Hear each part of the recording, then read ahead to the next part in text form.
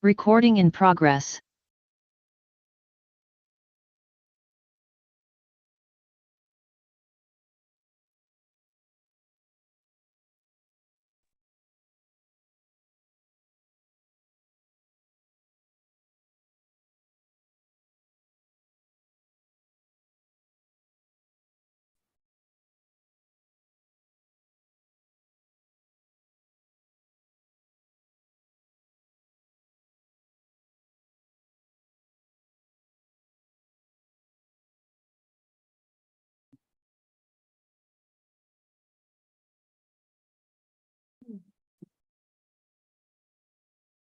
Good evening, everyone. Welcome to the council meeting, September 5th, 2023.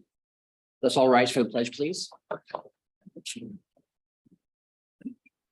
Pledge allegiance to the flag of the United States of America and to the republic for which it stands, one nation, under God, indivisible, with liberty and justice for all.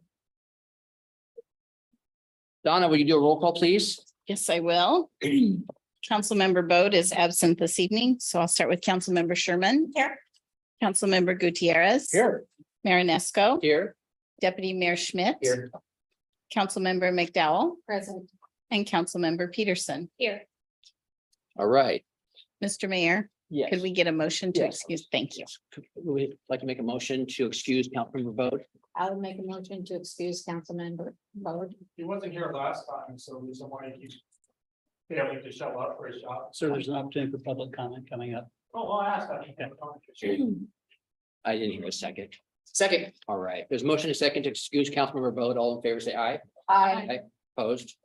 Motion carries. All right, council members, do you have any board reports to share tonight? All right. Has everyone reviewed the items on the consent agenda? If so, may I have a motion? Move to present to approve the consent agenda as published. I'll second it. All right, we have a motion and a second to approve the consent agenda as published. All in favor, say aye. Opposed? Motion carries. Recessing out of a regular meeting to open a public hearing, Community Economic Development Director Jay Hill has information for us about adopting 2021 International Fire Code. There's a lot. Yeah, whichever you're most comfortable with. Thanks. Thanks.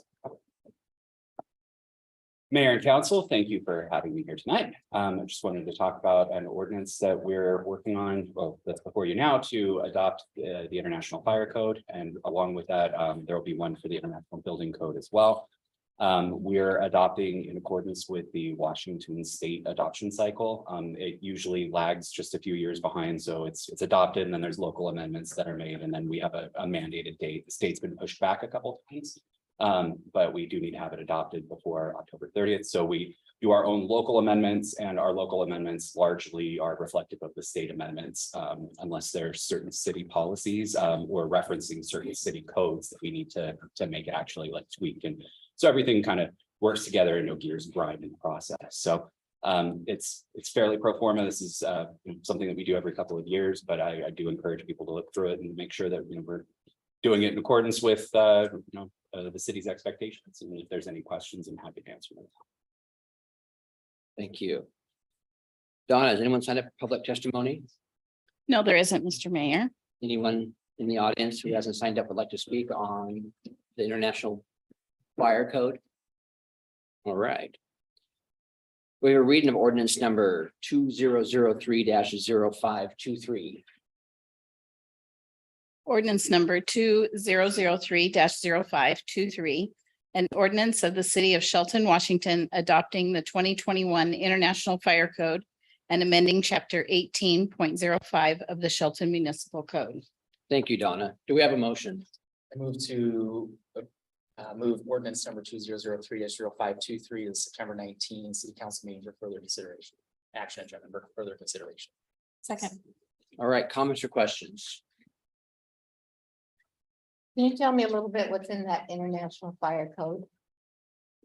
A lot. It's a very long document. It has everything to do with roadway standards, curve radii for turning. Our specific local amendments kind of look more at like some gates and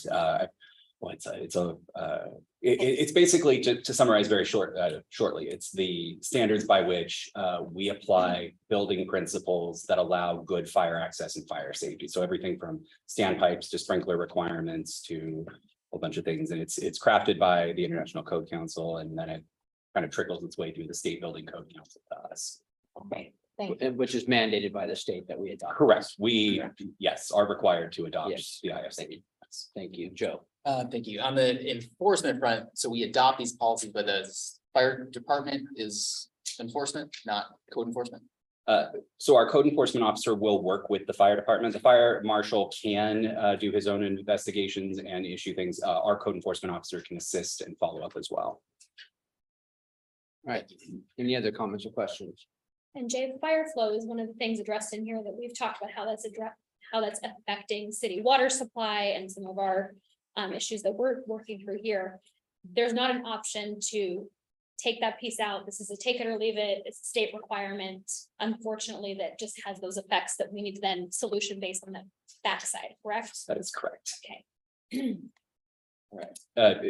We're adopting the minimum fire flow standard. Other jurisdictions that maybe have more wildland and urban interface kind of thing, they can actually even increase their standards, but we've adopted the minimum, and yes, that still does impact our water availability. What does it mean when you say we're adopting a minimum? We could go higher. We could require higher fire flow or set a tighter threshold for sprinkling, things like that. But we're just adopting the state mandated minimums. Okay, all right. All right, any other comments or questions? All right, we have a motion and a second to forward ordinance number 2003-0523 to the action agenda of September 19th for further consideration. All in favor, say aye. Aye. Opposed, motion carries. Next, down to the public hearing, open another public hearing. Now Jay has information for us about adopting a 2021 International Building Code. Thank you, Mayor and Council. This is the follow-up. This one's a little bit more robust, though, because along with the building code, we're adopting a bunch of other ancillary codes that are tied with it. And so that includes the energy code, plumbing code, residential code, et cetera. This doesn't include, for example, the property maintenance code, which we have talked about before. That's optional. That's not necessarily a required part of this, so we haven't touched that. But the ancillary codes that are listed in the ordinance are pretty extensive. There's a long list of codes and a very thick series of books that go into all of these. And so again, we're updating these as required by the state's code adoption cycle and required to be adopted by October, I think, 20. So. Thank you. Does anyone sign up for public testimony, Donna? No, there isn't, Mr. Mayor. All right, anyone in the audience like to speak on this? Hey, my name is Thomas Wolf, and I actually have a few questions about that. You mentioned that it's going to be affecting local residents. I want to know how it's going to affect local residents, what type of impact it's going to have. Like, are you going to be enforcing any type of tax, any type of regulation? Are you going to be showing up at our homes when you're uninvited? You're going to be coming over there when we have a fire going, which is normally allowed, especially in the countryside. Like, what type of ordinance? You're here for us. Will you talk to us, please? But he's the one coming here and We'll telling us. have him write your name down and he'll get back to you on. I did that last time and you didn't do that. Matter of fact, Jay Harris actually left the building before the end and did not take my name or do anything of that nature. My email is actually kingwolf206@icloud.com for the record. So if you want to send me any information, I would love that. So back to my question, I would like for all available regulations and what you're asking of, and I'm not trying to be a stickler here, but since it's affecting the community, I would like all information regarding that so I can look over it myself. That would actually be very prudent of you to show a abbreviated version and give me the long version so that we can break it down and actually look at it, because you just came in here and told us that you're going to be doing this, this, and that, and you gave us no information on it. And when it comes down to the fire code and all that, I understand that we need to be safe, but I also understand that sometimes these codes overreach their value and they start coming after citizens in ways that we really don't need the extra hassle on. So I would like to have that on record that I want the information and I want to look it over myself. And I would like a stay on it. Before you guys vote on it, I would like you guys to actually look over it before you actually put it into law and see how it actually affects our community. Thank you. All right. Anyone else? Yeah.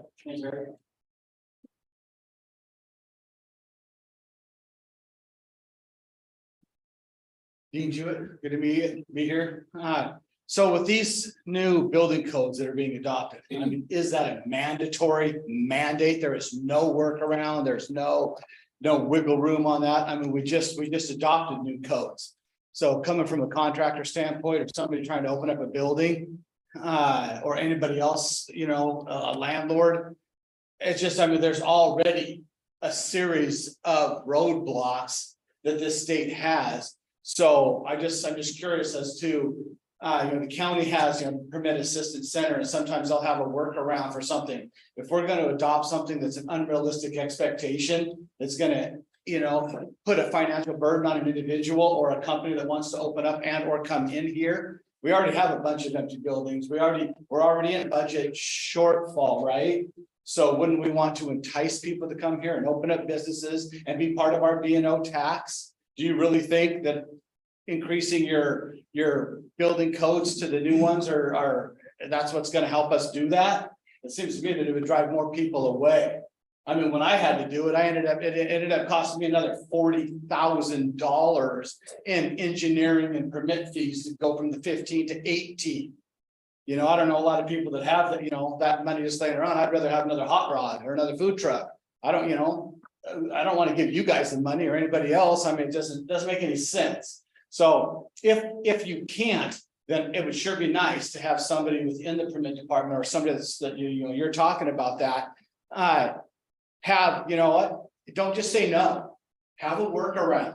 Figure out, is there something that we can do and sit down and have that correspondence? Can I do this instead of this? I mean, to put apartments in my building, I've got to punch a 6-inch main across First or Railroad. Well, if I'm not mistaken, Railroad's a no cut zone. So you can't cut that. So how much is it going to cost me to be able to put apartments and or some other housing on top of that, on that building? It's not, it's not economically viable, and it could kill somebody's project. So just think about it when we can have that sit down. If there's a point person within the city that we could have those conversations together to see what we can do. Thank you. Thank you. Anyone else? Donna, may I have a reading of ordinance number 2004-0523? Ordinance number 2004-0523.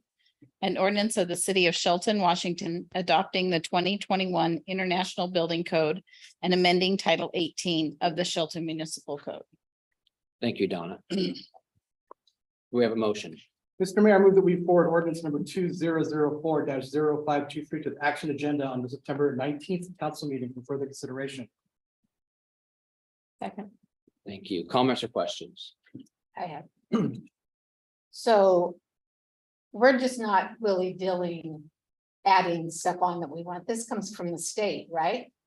That is correct. So if we were to be lax on something that someone doesn't want to do, if there was a building that collapsed because they took a shortcut, who would be in trouble? If we did not adopt the new code, which we're supposed to by the state mandate, but if we did not for some reason adopt the new code and someone was issued approved permits under the old code and kind of in this scenario, if there were problems related to something that was corrected from the 18 code to the 21 code, we could have some liability for that. We're just not putting these codes on just for the fun of it. We have actual standards that we have to go follow. Every time the codes are updated, it's because the building code council has determined through their research and their analysis that some unsafe condition warrants extra mitigation.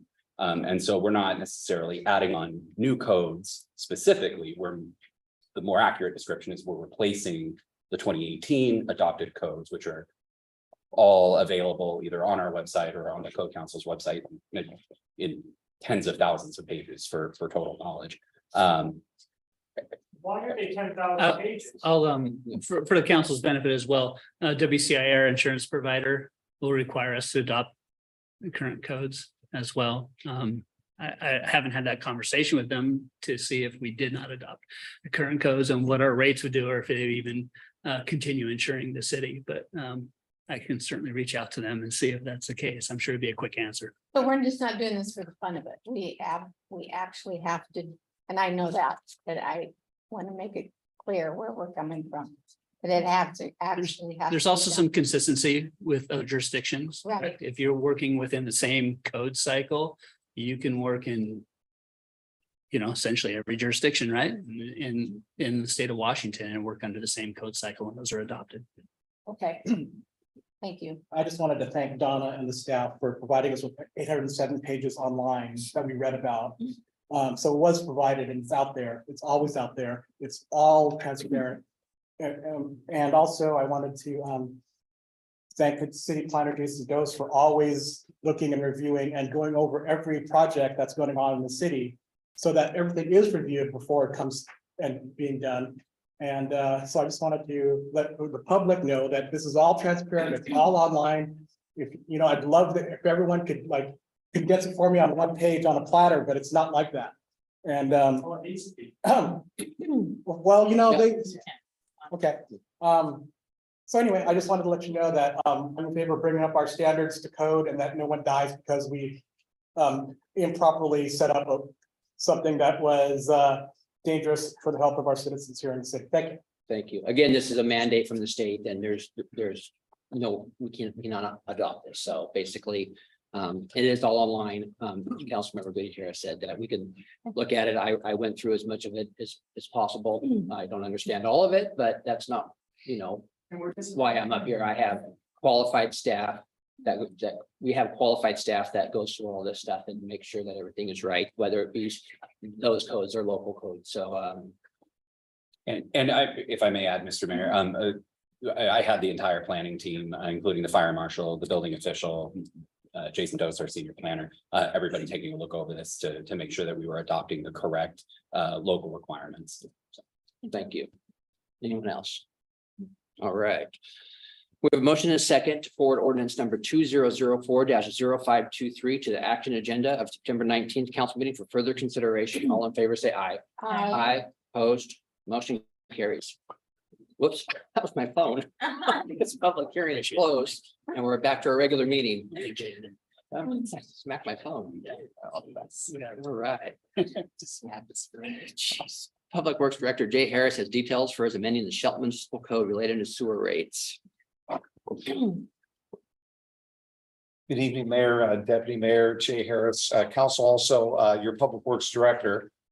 Tonight, I have the first reading of the ordinance for the sewer and water rates. We have one PowerPoint presentation. It's similar to the presentation that you folks saw on August 8th. There's just been a few changes made to that. And with that tonight, I have FCS group here that's coming in online, and we'll go through the PowerPoint that you were given at the prior study session. So the rates. So the rates run out for water and sewer at the end of this year. Staff has just got done with the comprehensive plans for both the water and sewer systems. Those show projects, capital projects for the next 20 years. The comprehensive plans are updated generally about every 10 years. So, but they take a look out for 20 years. And so the rates get adjusted for some of the projects we have coming up. And then also for any changes in our operations and maintenance costs and that sort of thing. At your study session, we looked at a couple different things. You guys want to talk about the phase in of perhaps the water rates. And when we get to the water ordinance, I can talk about that a little more because we're under the sewer ordinance right now. But if we can bring FCS up for the presentation.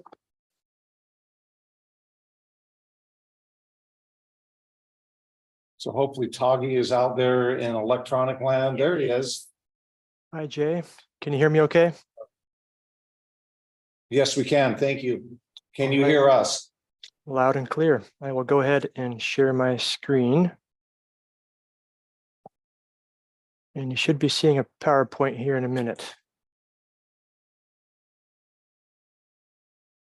Got it. Yes, it's up. All right. So tonight's agenda we're going to do a quick overview of the rate study that we've been working on. As Jay mentioned back in August, we had a little bit more of a detailed presentation. This one's a little bit more summary level, but wanted to hit the highlights of the rate study results to date. So we'll be talking about the revenue requirement summaries, and essentially what this is, for those that maybe weren't in the room that day, is essentially how much revenue do the water and sewer utilities need to cover their operating and capital expenditures. And we will walk through the water utility results and then the sewer utility results. And then what we'll do is look at a comparative rate survey, both for monthly rates as well as for growth-related general facilities charges. And then we'll hit up a summary for next steps.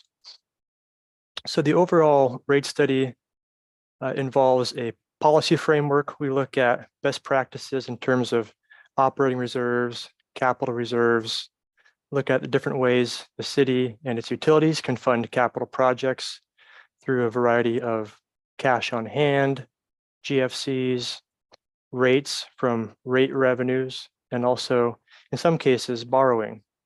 And that all gets fed into what we call the revenue requirement analysis. And that results in an annual adjustment needed for each utility's rates in order to cover the forecasted operating and capital expenditures. So first up, the water utility. Overall, we're looking at a 2023 through 2029 planning period.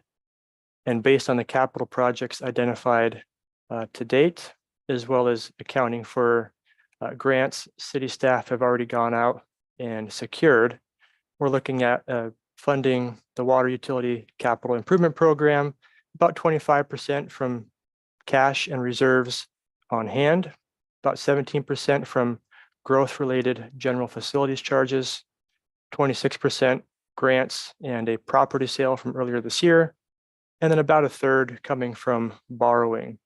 And this assumes that the city adopts a general facilities charge of $3,000. The maximum defensible charge the city could adopt is closer to $3,800. You may recall at the presentation in August, those were preliminary numbers, and we have a final maximum defensible GFC the council could adopt, noted there in that gray box in the top right. So in order to fund the water utilities operating and capital obligations over this 7-year period, we have this revenue requirement graphic that shows you've got your operating expenditures in the darker colors here. On top of that, existing debt service that the city has already committed to repaying in the green color. And then on top of that, there is some forecasted borrowing, more in the out years here in that pink color for new debt service. And then anything on top of that is rate revenues set aside to help cash fund any capital projects in the same year or saved in the future for upcoming capital projects. And so what the rate forecast is recommended to be is 3 years of 14% rate increases. You can see how that changes the revenue under today's rates in that solid line into the dashed line here, which would go up about 14% per year alongside those across the board rate adjustments. What this would do to a typical single family monthly bill. Today, it's about $46 per month. It would increase about $6 to $8 per month per year, so that by 2026, the typical water bill per month would be closer to $68 per month. And then after that, we're forecasting about 3% per year after that. Currently, you can see existing rates are not sufficient to cover both operating expenses and debt service. And so reserves are being drawn down currently, and that's part of the rate drivers, in addition to funding a part of that capital program that needs to come from rates and rates that are dedicated for debt service as well that might be coming on the books down the road. Next up is the sewer revenue requirement. And this assumes the city adopts an $8,000 general facilities charge. The maximum defensible charge is just over 16,000. And currently the sewer GFC, this is for the smallest water meter size, is about $3,000. So we assumed that council may not go up to that full amount right away. So the rate forecast assumed something more along the middle there at $8,000. So about a third would come from cash and current reserves on hand. Roughly 20% would come from GFCs. Again, city staff have done a great job at securing grants. So we're assuming just over 20% would come from grants that have already been secured. And then there are a handful of grants, about $10 million, that we're assuming in the future. And these are associated with projects that have a somewhat of a flexible schedule. So if the city doesn't get these grants, there is some flexibility in terms of potentially delaying those projects until such time that grants could be secured. And in order to fund and meet this capital funding strategy, we're forecasting annual rate increases of about 4.5% per year. So a typical monthly bill for a single family customer is about $114 per month today. That would increase by about $5 to $6 per month per year associated with those annual 4.5% rate increases. You'll notice here in the out years, there is a significant public works trust fund loan that is repaid in 2028. So that could be a good time to check the rates again to see what the cash flow needs are at that point in time, as there is some cash flow that is likely to be freed up at that time. And then lastly, the comparative rates and charges. So we looked at a variety of both regional or nearby utilities and also some comparable utilities that may not be close geographically, but based on input and conversation with city staff, shared a lot of characteristics to the city of Shelton. You know, for example, Monroe, Cedar-Woolley, Snohomish, for example, they have similar types of operations, and so they're comparable in that respect. And you can see here a combined water and sewer monthly bill is about $160 per month. With those rate adjustments that are recommended, that would increase to just over $170 per month in 2024. Another survey that we did was the general facilities charge, and these are the charges that are paid upfront by development as growth occurs and as new parcels connect to the existing water and sewer utility infrastructure. You can see here, City of Shelton right now, among the lowest of the survey group, about $4,500 for the combined water and sewer connection charge. If the city were to adopt the $3,000 water GFC and the $8,000 sewer GFC, that would be about $11,000 in total. Still lower than the bulk of the survey group, but getting up there in terms of the comparisons there. So next steps and conclusion, based on the rate study that we ran, we'd recommend 3 years of 14% rate increases for the water utility and 3 years of 4.5% rate increases for the sewer utility, and recommending that, you know, this is always a snapshot in time. And so by revisiting this in a few years, it's a good time to look at reevaluating how growth has occurred. Is it less or more than expected? There could be changes in project needs and or grant assumptions, and those will have an impact on what the recommended rates ought to be. In terms of GFCs, again, recommending, at least for 2024, adopting a GFC for the water utility at $3,000 at a minimum. And then we also recommend adopting at a minimum a sewer utility GFC at $8,000. And then particularly for the sewer utility, consider phasing towards that maximum defensible GFC over multiple years So that phases in that impact over time for those looking to develop within the city. And that's the end of the planned presentation. Thank you. Before we ask the audience for a comment, Mark, can you explain the funds on how the utility funds work? Water and sewer and the stormwater. Yeah, so they're enterprise funds, essentially, they're utilities, they're separate accounts. They are required to be solvent. So the rates and fees are designed to support maintenance and operations, any capital improvements along with that project. Or associated projects.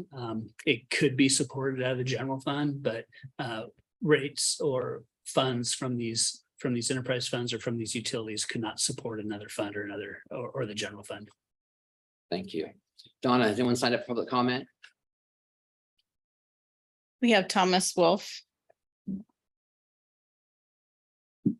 Again, my name is Thomas Wolf, and one thing that I wanted to actually bring up, because you don't even know if this is going to work, and they don't know what they're talking about.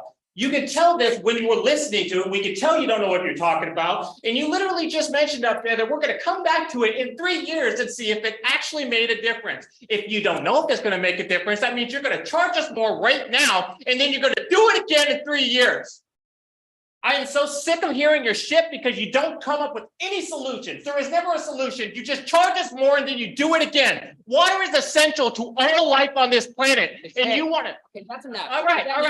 But still. Bring it down a notch or bring it Fine, down. but you guys are not solving the problem. You are charging us more and then you are doing nothing about the actual problem. You have no solutions. Your solution is to charge us more over and over and over again. Yeah, it pretty much is, because these people don't know what they're doing. I'd like to say another thing too, is these utility rates aren't just going to harm the people. They're going to harm all our favorite people we like to go to. They're going to harm our favorite club, the Shelton Athletic Club. They aren't going to affect the chains. They are not going to affect the chains. They can afford it, but nobody else in this community can continue to afford what you guys are planning to do, because in 3 years, guess what? You're going to do it again. And then everyone else will forget by that, but I won't. And I will hold all of you accountable. I will remember this. So you better keep it in your head when we're talking right now, because I'm not playing with none of you. Okay. Yeah, I plan on doing a lot more than that. The rising utility rates are mentioned. This doesn't solve our underlying problem. You guys are just messing with us. I mean, this is all just one big game to you. You guys are sitting there behind your podium, and do you see police around here? Matt, most of your fucking your information is not private. And I highly doubt that people are going to listen to this meeting and think that what you've done is okay. What you are doing is wrong, and I want that to be stated on record that you are wrong. Every one of you here today are wrong. It is not okay to keep charging us more for water. It is not okay, because water is essential to all life. You are harming our businesses. You are harming our community, and you are just, it seems like you don't care. And I'm looking at you directly, since you're the mayor. It really doesn't seem like you care. And, you know, the majority of people, the very people you work for, are against another increase. The very people that you work for are against it. And so I'm sick of you, to be honest. I'm sick of listening to the garbage. I'm sick of never having a solution. You slap a Band-Aid on a problem, rip it off, and then you slap it back on, and then you expect us all to forget about it. That's not going to happen this time. If you continue to keep it up, we are going to hold you accountable. Every one of you will be held accountable. And I'm looking at you, and you. You're going to be held accountable. Yeah, I also want it on record. I want all of your public financial records. I think it's time we see what you're getting paid. All right. Where were we? Anyone else in the audience like to speak? No? Yeah. I get to speak.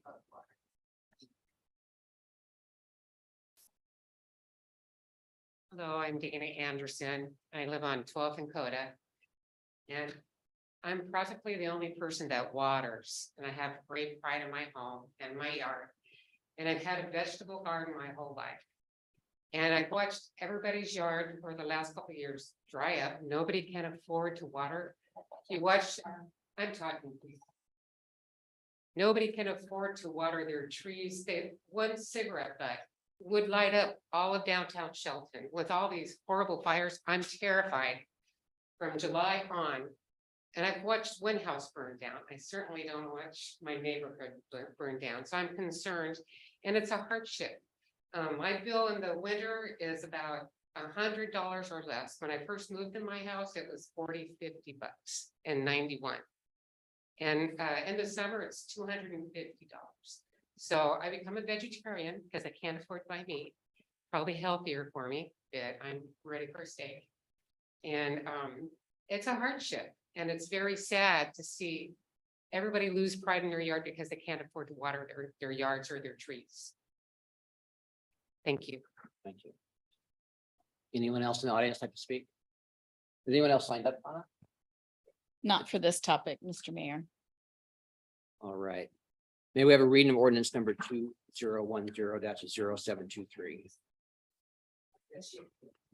Ordinance number 2010-0723. An ordinance of the city of Shelton, Washington, amending chapter 14.28 of the Shelton Municipal Code relating to sewer rates. Thank you, Donna. Do we have a motion?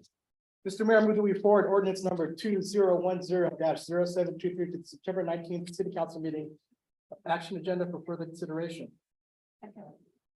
All right, comments or questions? I have a question. Under, I want to point directly to the page where it has the schedules 1 through 7 about the rates. And then schedule 6 was industrial, and it says case by case basis. Sewer utility and monthly sewer rates. Schedule 6 industrial. So do we have a large, we do have a large industrial plant in town, and what are their rates, and is it comparable to what the citizens are paying? Yeah, so industrial rates for sewer are adjusted depending on the strength of the effluent coming out of the facility.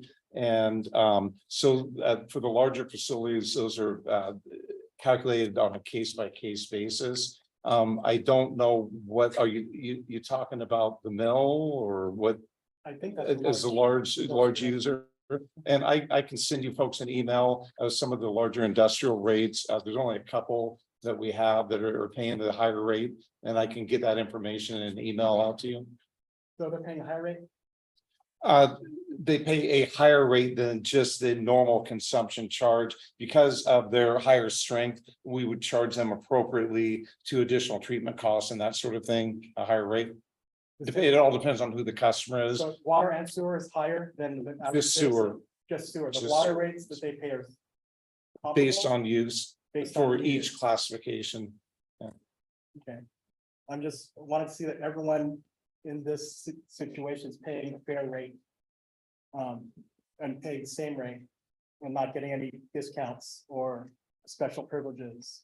That's anyway, I'm making sure that it's fair to everyone and that we all have to live in this community with the water situation. I think we should go back to where we should start doing more conservation as well. And that's not even on our plan. And back to 2020, Miguel, I felt like Mr. Wolf and everything was against me until I switched sides and jumped up here and saw all the real thoughtfulness and codes that we have to work with. So although I don't like his approach and the words he uses at the energy level, I feel his frustration and that it is getting more expensive to live in this city, but we're getting more expensive to live anywhere. And that's not necessarily the city's fault.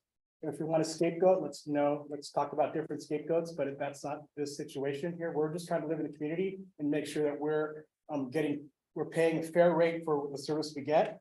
And that we have responsibility to make sure that water is life and that water is protected when we use it and then when we put it back out into the bay. So if the cost is more, we are blessed to have this area to live with living creeks with salmon running up it. And we need to do all of that to protect not just the water for the fishes, but for ourselves, and that we have a constant supply. And that we're at that tipping point where are we going to be a small community and exclude everybody and keep rates really high, or we go back to the Venn diagram we had 2 weeks ago, or are we going to be a place where we spread out the cost to everyone so that's all fair, that we can all live here in this beautiful place. And that's my 2 cents, and I just want to let people know that we're all feeling this, and this hurts a lot. And it's not to the blame of anyone here on this council, and that we are very thoughtful, and we've thought about the long-term situation that we need to survive to live here, and it's gonna get a lot worse before it gets better, and we're at that tipping point where we have to decide if we're gonna be this little community with only rich, big houses, or if we're gonna be a community where we start letting everyone in and having availability for more low-cost housing. And why we retired to Shelton, or why we came to Shelton, is to live in a place where people are really nice and it's kind of less expensive than living in big city. And I think that's what everyone dream about, living in Shelton is. And we, as a council, are doing our best to provide that dream. But the reality is, it's a lot tougher than trying to make everything simple for everybody. It's a lot tougher. We have to wake up to that. So that's my 2 cents. Thank you, Councilmember. Can we go back to slide 6 really quick, please? The water utility revenue requirement. So we can. That black line at the bottom says that we don't have enough money to have a water service. That doesn't pay the employees. That doesn't pay for any upgrades, any broken lines. We don't have it. If you see that black line, what do? Do we lay off more water people? Do we have a moratorium? We don't build more homes in the city. I don't like water rates. I also water every single day in my house as well. And I have much higher bills than that. And I've complained about it myself for years, but we can't pay employees with that black line. We can't add any more infrastructure. We can't fix a broken line with that black line. We have to do something. It's steep, and I about fell off my chair when I saw the first 14%, but it is the reality. I mean, we want safe, clean drinking water. We want to be able to put out a fire. We cannot put out a fire. You can wait. You already had your public comment on this issue.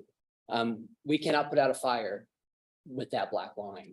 We need to add a water tank. We were halfway there. We got $1.9 million from the state. We need another $3 million and 3 years to build it. So we can have enough fire flow for the, what side of town would that be considered? The south side of town? South side of town. Otherwise, we don't have enough water flow over there. We don't have enough storage. We have enough water in the city. We got plenty of water. We just don't have enough storage. We don't have enough tanks. We can't do that with these rates, and we can't do that with the GFCs. The GFCs were much higher several years ago, and the council back then, or the commission back then, lowered them 65% to hope that we could build, we could grow. And that would help more payers, makes the rates, hopefully stable. The growth didn't happen. The experiment failed. We got to bring them back up. The GFCs I'm talking about now, not just the rates. The rates didn't go down. And we had an opportunity to build a few hundred affordable workforce housing project, would have added more homes and more payers to the project, but nobody wanted that in their backyard. We can't win. We want growth. We don't want to pay. We don't want higher rates. We don't want growth. We got it. What do we want as a city? We need to decide. But at that black line is the most important thing you're going to look at. We cannot pay the employees with that black line. We have to do something. This is a professional company we hired to go out and do the survey. They looked at our rates. They look at growth. They look at what we're going to need in the future for storage, for more homes. I mean, we're at a point now in one side of town where we thought we were going to have to stop building. We were going to tell a developer you cannot build. And I think we might have a fix for that temporarily, but that's not, the problem's not going away. That tank has to be built. And that is why we are looking at rates, and we are looking at GFCs. I don't like the rates. I'm telling you, I pay them myself. I have $300, $400 water bills in the summertime. I have a pool that has to be topped off every few weeks because it evaporates, and I'm feeling the pain as well. And so are my neighbors, and I do hear about it a lot. But like I said, the black line is the most important thing you're going to see here tonight. We cannot pay the bills in the water department with that line.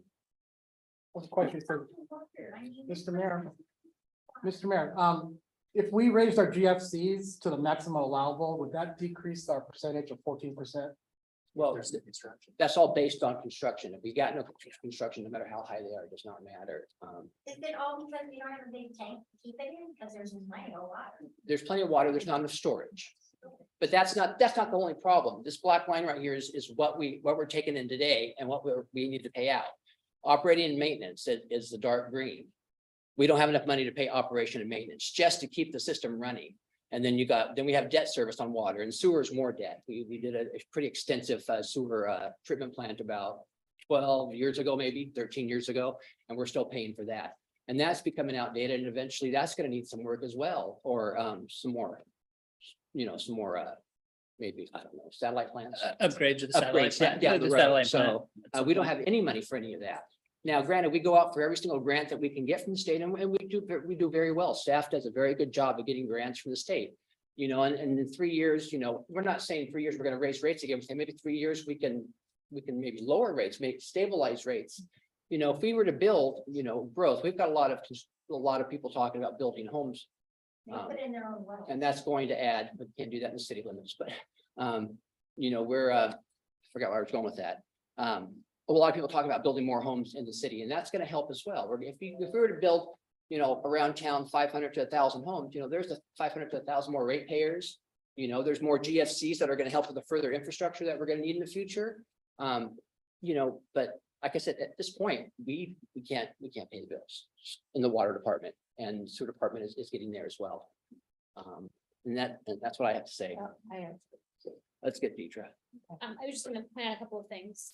Everyone at this table pays their water bill. None of us enjoy seeing that go up, and the cost is hard to bear. I will be perfectly honest, I live in a family home that's a 4th generation family home. We almost didn't buy it because we didn't want to pay the city of rates. But when it came down to it, looking at where we are today, this is the responsible choice for long-term growth. Because if we don't do it, we're looking at more debt service, we're looking at taking more money out of the general fund that we just don't have there. It's going to affect other services. And I want to put a thank you out to both the consultant, FCS group, and to staff for working to try to make this as palatable as possible and to do this in the most compassionate way possible, and looking at both balancing our GFCs with the monthly rates. I think if you look at slides 11 and 12, you'll see on one end we're really high and on one end we're really low.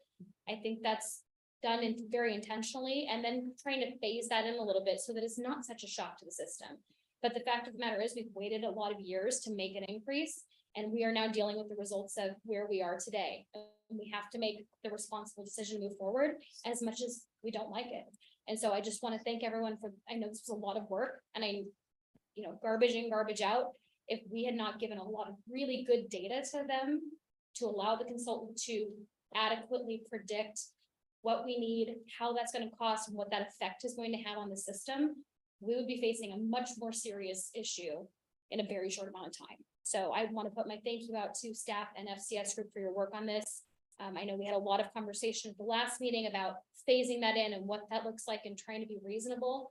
We're not looking at implementing the highest defensible rates. We're not looking at jumping things as much as was initially projected. This is, I think, a best case scenario for a worst case situation. Thank you. Commissioner McDowell.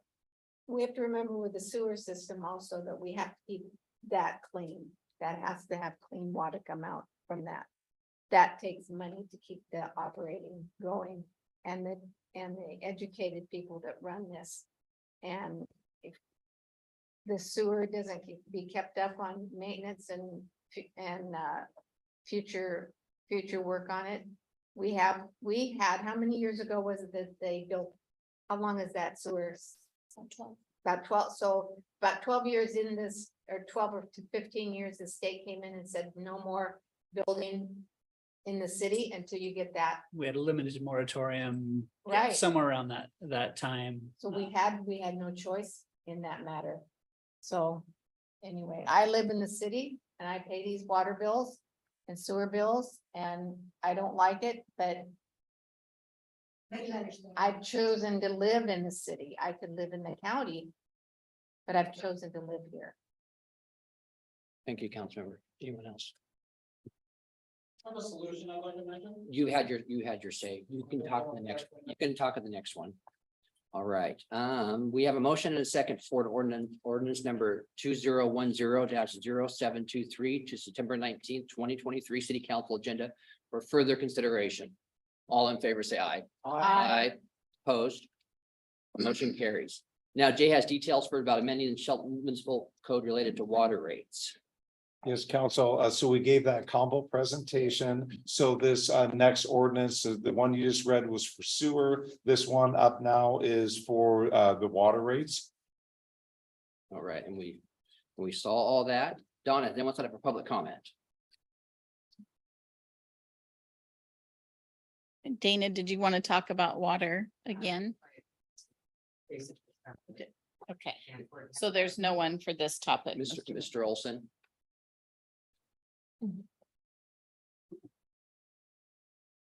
Rick Olson. I appreciate you guys taking on this job. It's not easy being treated like that. I too sat up there one time and was responsible for a large rate increase and lost the election. So it gets to be real personal, and I appreciate that you guys are pushing past that. It's a simple business decision, and the people who don't look at it and don't do the research and understand this, you know, all they can rely on is emotion. It's gonna hurt everybody, no question about it. And like you just said, you want to grow, you gotta have the pains to grow. We need this done. We're not gonna be able to think the future if we don't do it right now. So once again, I appreciate you guys doing it. I'm proud that you hired a consultant and that you're sticking with their recommendations. That's real good. Thank you. Thank you. Mr. Wolf, you can come up, but I'd ask you to be respectful, please. And you don't need to yell at us. We can hear you. You're 12 feet away. Oh, yeah, I know. Thank you. So for the utility rates, I think you guys are hiring the wrong experts. And this is actually a very decent thing that I'd like to say is you guys are hiring the wrong experts. Instead of looking at what it's going to cost, you could look at how you're going to pay for it. So instead of applying yourself in a proper manner, you were just choosing to take the easy way out and charge us more money. And like I said, it's a Band-Aid on the problem and you don't know if it's actually going to work. You could have hired many different experts. People get paid very well on YouTube. They get paid very well on Spotify and Apple and every digital streaming service, Twitch. And speaking as an artist, I can tell you that it's quite easy to make some money on there, especially if you leverage your community. What you are talking about is not a solution, and it's not going to raise us any extra funds. It's just going to take from us, and it's going to prevent more people from moving in because it's going to have higher rate. And I'm trying my best right now to not get extremely angry about this because I know for a fact that you did not take the time to hire people to figure out how you can make that extra money. You chose the easy way out and you chose to charge all of us instead. There is plenty of other things you could do to make money in the digital age, and you are not leveraging any of that. There is plenty of ways that you could make change right here, right now, with the available money and the assets that you have at your disposal. But you are choosing to charge us instead. I want to make that very clear because you are not utilizing your position properly and you're not helping us. You're charging us more. And in 3 years' time, mark this date because I guarantee you're going to charge us more. I would like to also say that you talk of measures again that are not proven. I want to specify that and I want to clarify and repeat that because they are not proven. You gave us a line and we get it. You need to build another tank. But you are not doing your job in leveraging all available resources to get the job done. You're just charging us. And I don't think that's right. And I think that in your position, you could do a better job. You say you're a part of this community, but you don't ask nobody for help. Had you asked anybody in this community for help, it's not just the experts that know what they're talking about. It's everybody else too. We have solutions to what you are talking about, but you utilize none of us. We are a part of the community. You aren't the community. You work for us. Thank you. All right. Anyone else in the audience like to speak on this? I would like to say something. Come to the podium, please. And what's her name? I lived through. Can you two- introduce yourself? What? Can you introduce yourself? Oh. please, ma'am? Susan Shank. Do I. you live in the city limits? Pardon me? Do you live in the city limits? I can't hear you. Do you live in the city limits? Yeah, I do. Okay, thank you.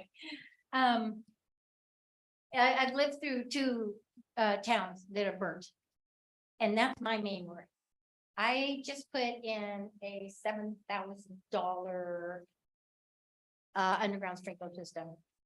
Because well, it's gonna cost less money for watering, number one, but number two is, and the fire comes running through this town, I'm not gonna burn, because when one of my fires that came through the town, my house didn't burn because I had a big green belt around my house. The fire went everywhere around there, but it didn't come near my house. So what are we gonna do about that? I mean, people can't even keep their lawns green in order to maybe avert a fire from coming by their house. If the fire came by their house and their lawn was green, pretty big chance it would bypass their home. It happened to me. And also I was in the Paradise Fire. That came raging through. It was dry. So dry is not good when there's so many fires and it's like a big fire world right now. In case anybody hasn't noticed. So thank you. All right, anyone else? All right, Donna, may I have a reading of ordinance number 2011-0723? Ordinance number 2011-0723. An ordinance of the city of Shelton, Washington, amending chapter 15.28 of the Shelton Municipal Code relating to water rates. Thank you, Donna. Do we have a motion? I move to forward ordinance number 2011-0723 to the September 19th city council meeting action agenda for further consideration. All right, comments? Second. Oh, sorry. Comments or questions? I mean, I think I said my piece on the other one. Anybody else? All right, we have a motion and a second to forward ordinance number 2011-0723 to September 19th, 2023 city council meeting for further consideration. All in favor, say aye. Aye. Opposed, motion carries. Okay, Finance Director Mike Githens has information for us about amending petty cash monies. Added before. Good evening, Mayor and members of council. This resolution for your consideration is to add $300 to our petty cash holdings. As you know, we've reduced staff member and customer service. We have to train some other staff members to be able to backfill. We need each person to have a cash box so that we're not sharing. That's not allowed by good practice. And so this is what we're asking, because it's held in a resolution, we need to update and increase the amount from $1,400 to $1,700 so we can facilitate coverage at the front desk. Thank you, Mike. Donna, anyone set up public comment? No, Mr. Mayor. Anybody like to speak on this? $300, okay. Do I have a motion? Mr. Mayor, I move to forward resolution number 1287-0823 to September 19th, 2023 action agenda for further consideration. Comments or questions? Excuse me, Mr. Mayor, who was the second on that? Miguel. Thank Oh, Ms. Joe. oh, you. Joe. Thank you. All right. We have a motion and a second to forward resolution number 1287-0823 to December 19th action agenda. All in favor, say aye. Aye. Opposed, motion carries. Our last business item is interlocal agreement with Mason County for joint comprehensive planning, Community Economic Development Director Jay Hill. Mayor, council, thank you for having me again. Be up here, I think, a couple more times tonight too. It's a busy night and a couple of things are about the comp plan. So this is as a reminder, and for everybody's in the audience's benefit and everybody's watching, the city is required by the state's Growth Management Act to update our citywide comprehensive plan every 10 years. The state provides us $125,000 in grant funding to do so. And the city has committed $75,000 of its own money to accomplish that plan, which will be done by June of 2025.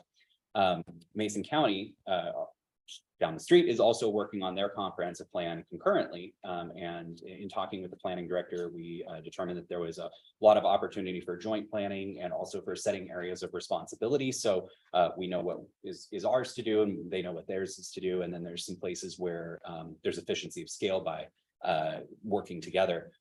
We're both also using the same consultant, hopefully. The contract is up for action tonight.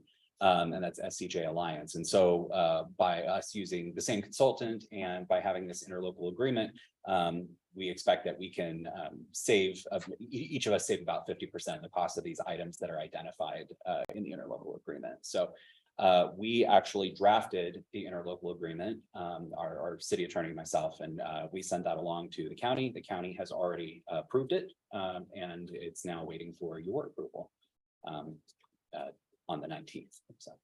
Thank you, Jay. Donna, anyone set up a public comment? No, Mr. Mayor. Anyone like to speak on the comp plan? All right. Do I have a motion? Mr. Mayor, moving forward in our local agreement, with Mason County to February 19th, 2023, actually agenda for further consideration. Second, All right. Comments or questions? it's good to be planning jointly. Thank you. Appreciate the relationship. All right. We have a motion and a second to forward this interlocal agreement with Mason County to the September 19th, 2023 action agenda for further consideration. All in favor, say aye. Aye. Opposed? Motion carries. Thank you. All right. Parks and Recreation Director Supervisor Jordan Crumples has information for us about rehabilitation project for the exterior of the Civic Center. Thank you, Mayor, Deputy Mayor, and members of council. I'm bringing back to you the Civic Center rehab project. We'll be doing exterior improvements around the building. And again, this project is meeting a council strategic goal of community safety and, keeping the lifespan of our assets. This project again was originally budgeted at 90,000, and with our lowest bidder, it is including our base bid and alternative bids, and it came a little over 55,000. And if approved tonight, we will be awarding the contract to Risers Painting LLC. And I can answer any questions. All right. Donna, anyone set up a public comment? No, Mr. Mayor. Anyone like to speak on this? Yes, Mr. Wolf.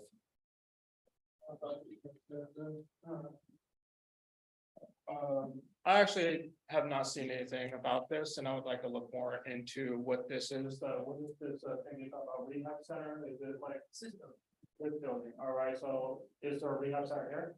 Mr. Wolf, it's a rehab of the exterior, so it's painting the exterior of the building that's not brick. So Why? the lap Okay. siding on the back and the 5-pon, it has been painted about 25 years, so it's just like you do with your All right. residential structure, it's to paint it to preserve the structure from the elements. I'm looking in here though, and it seems pretty structurally sound. And we have many people in this community that are actually suffering in terms of rehab and getting off drugs and everything else. And I just thought that was kind of an amusing word that we're throwing around here because we're rehabbing a building, but not people. So if we're talking about spending that much money on a building that is clearly structurally sound, I don't see no leaks or anything, and we're just painting it and doing a few other things with bricks. I think that money could be spent better elsewhere. And there's plenty of other things in this community, like I've said before, that you could be spending your money on.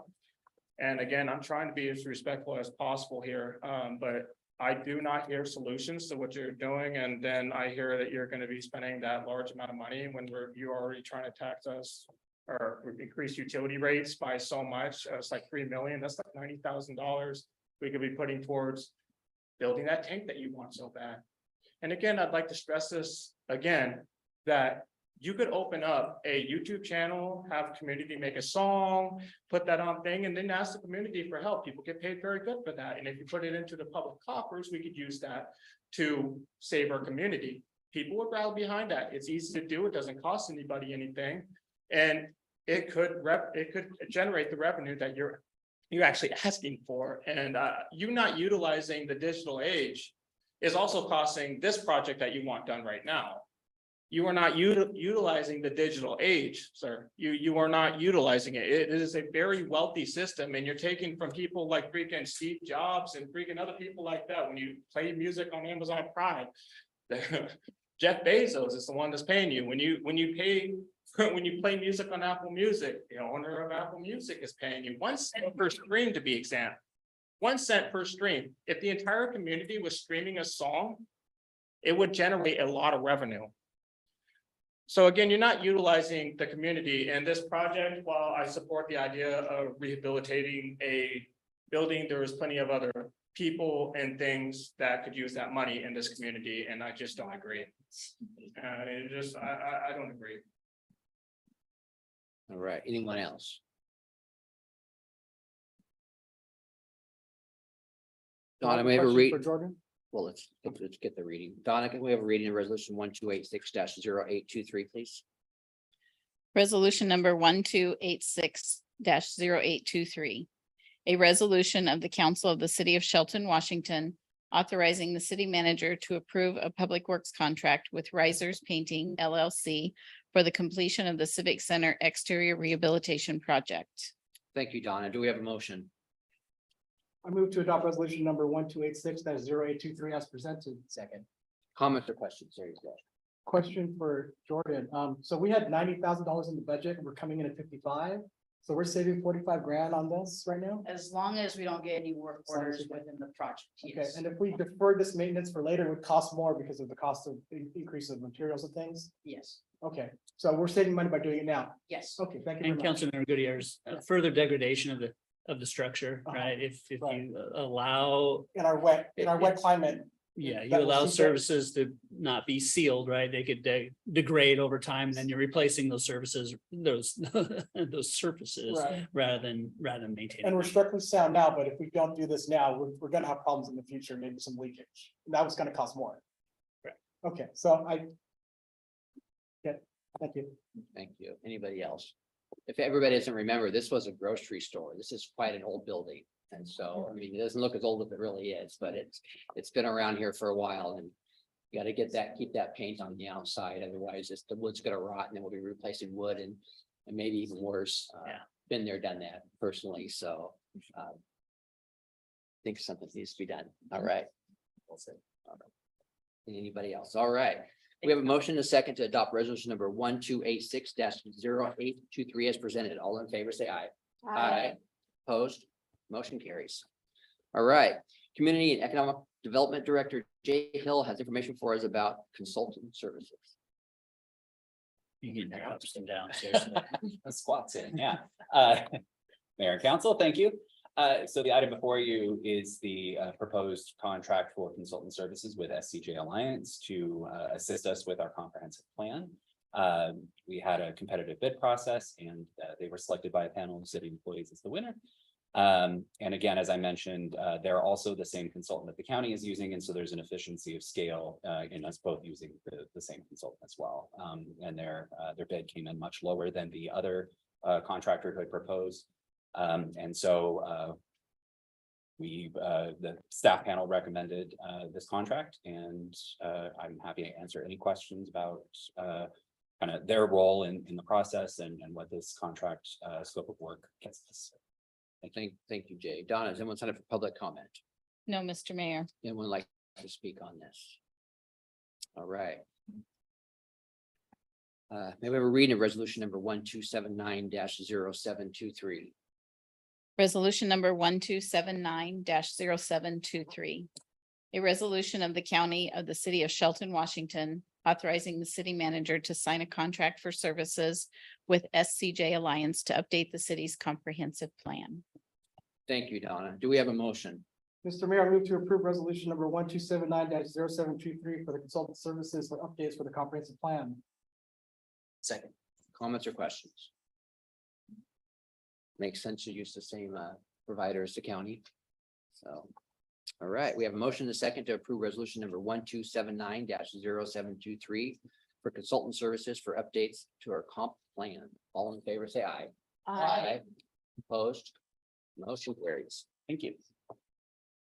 All right, our next action item is resolution to update signatures for the local government investment pool. Finance Director Mike Givens has details. Thank you, Mayor. There have been no changes to this resolution since its original presentation to update the three individuals who can sign for our investments in the LGIP.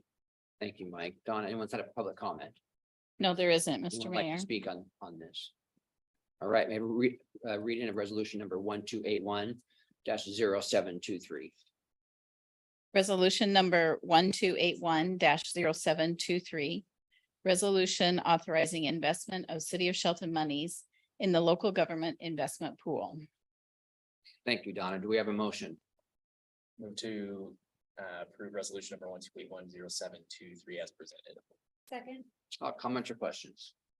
Pretty standard stuff. Managers leave, managers come in, department directors leave, and finance Come directors back. come in and they leave, and so we have to change all that stuff around, so it's pretty easy stuff. All right, we have a motion and a second to adopt resolution number 1281-0723 as presented. All in favor, say aye. Opposed, motion carries. Right, we are back. Public Works Director Jay Harris has information for us updating our wastewater system comprehensive plan. Good evening, council. Again, Jay Harris, your Public Works Director. Wastewater comprehensive plan, we've been working with Gray and Osborne for 2.5 years. That plan talks about the existing conveyance system, pumping and treatment, and the capacities of each particular component of the system existing today. And then in the future, as more growth happens, what needs to happen to expand the system for future users. And anyways, a couple of the goals I'll just read real quick. We want to improve the in-stream flows to Goldsboro Creek. That's our membrane plant, injecting the water up there. We want to minimize the discharge of pathogen to Hammersmith and Inlet and Oakland Bay for shellfish and recreation. We also want to work on dissolved oxygen going into the bay too, and try not to deplete that. We want to encourage our reuse system and the expansion of it. Had a great meeting today with the Department of Corrections. We talked a lot about their increased use of the system. And then we just want to replace aging infrastructure, and we want to be a reliable and resilient system. There's been no changes to the resolution since our last meeting. Thank you, Jay. Donna, anyone sign up for public comment? No, Mr. Mayor. Anyone like to speak on this? Yes, Mr. Wolf. Is this the infrastructure plan you were talking about when I asked you if they had signal, you were talking about signals and relays and you wanted to install a monitoring system and then you dipped out before the end of the meeting before taking my information? Is this the same one? Okay, go ahead and answer. Go ahead. No, it isn't. That is our standards manual I think I was talking about. And I tried to catch up with you, but you were leaving with a young child and you walked out. I couldn't catch up with you. I was actually, just for the record, we were all out there chilling and talking. You weren't there. Because I walked out after you. I apologize. Okay. We didn't connect. But, Were you- okay. Were you hiding around? We'll certainly get the information for you, Mr. Wolf. All right, well, I understand that you need to fix the infrastructure and everything, but what are you actually going to do to solve the underlying issue? Besides everything you mentioned, it sounds really nice, but we talked about this last time. And it seems like you're talking about basically causing us more problems instead of actually fixing them. And I'm getting kind of, I want to ask you for what I asked for last time. So I thought this was the same thing, but I'd like to ask you for the information about what you're talking about, and I'd like to go over it myself, please.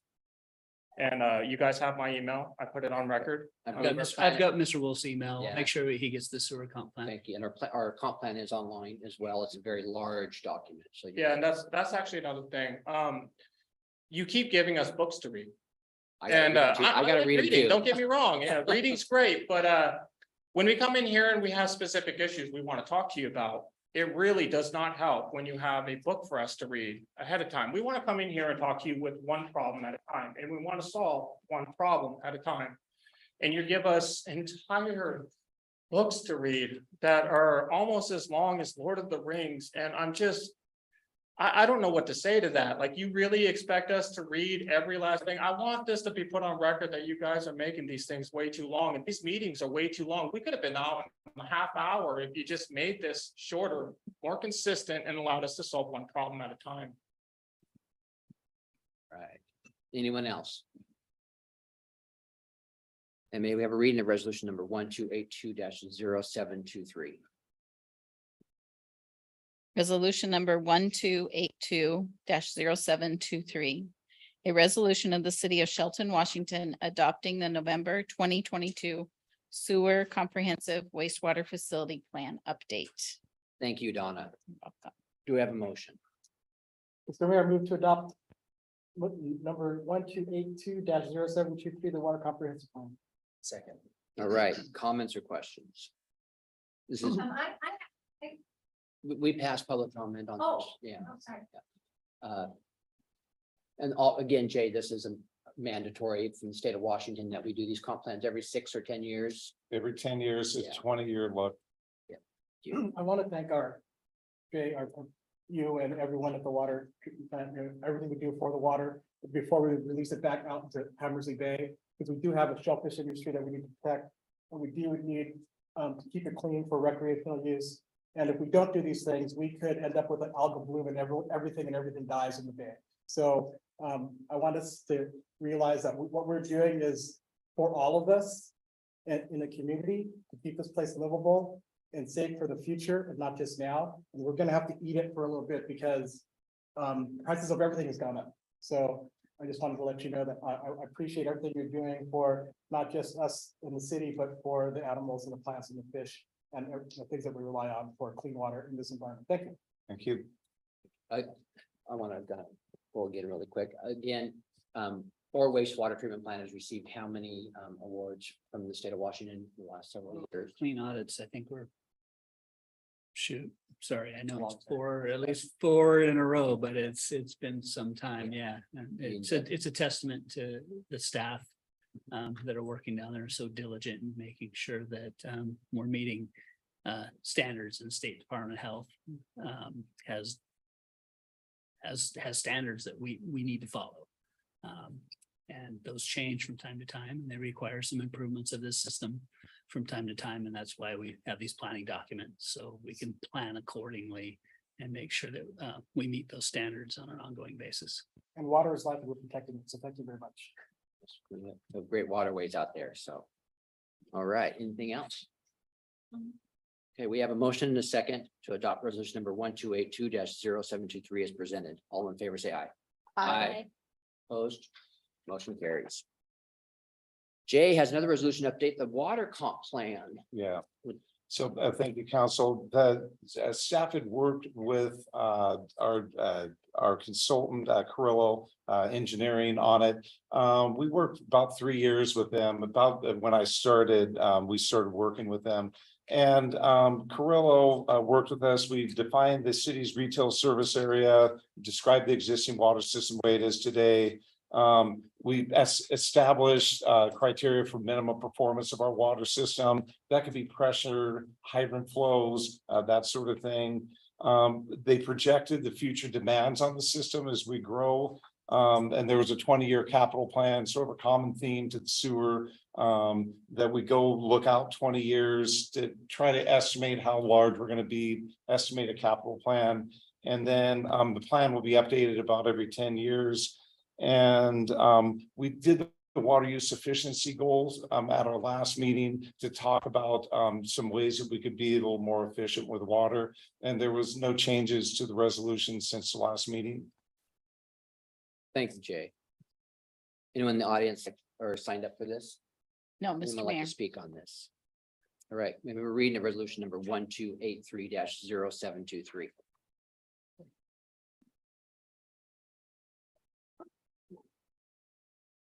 Resolution. Is this what we were talking about last time? This is About the signal relay? this is a water comp plan. This is what's required by the state for us to do every 10 years to make sure that we have the infrastructure in place, what we're going to need as we grow.